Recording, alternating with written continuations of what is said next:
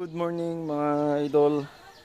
Meron tayong ngayong gagawin na project. DIY tayo ngayon. Ito, punta ko sa junk shop kanina mga lods. Kalan na oil. Oil kalan mga lods. Tignan natin kung ano yung magagawa natin dito mga lods. So, ngawang mga lods, gagawin muna. Maglilinis muna ako mga lods. Tapos dito yung malaki yung gagawin natin dito, pang malakasan mga lods. Madami kasi akong napapanood sa mga YouTube na mga lods, kaya subukan ko ring gumawa. Sige, lilinisin ko mo itong mga bakal mga lods.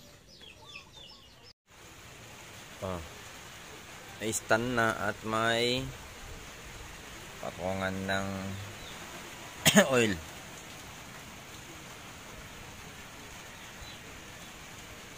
Okay, isa.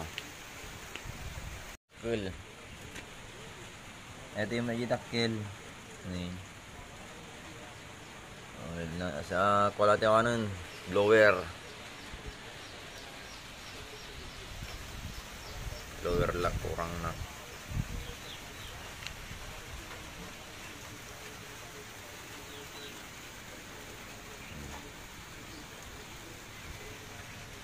Yung basi. Mga lods, andito na yung blower natin at saka gamit na mga idol, mga pag-welding. Yan yung kalan natin na blower, tapos ay yung use oil. Patak-patak na natin mga lods. Yun ito na muna ang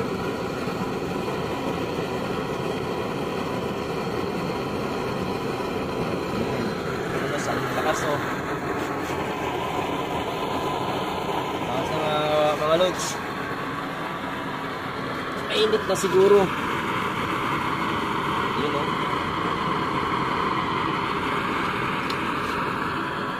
kaya mga lods, kung nagustuhan nyo itong video na to, please like and share. Doon, meron pa tayong nagawa doon, tatlo na welding works. Kaya ako linagyan dito mga lods, para yung baga niya hindi mabagaan yung ano natin, lalagyan ng use oil mga lods. Yun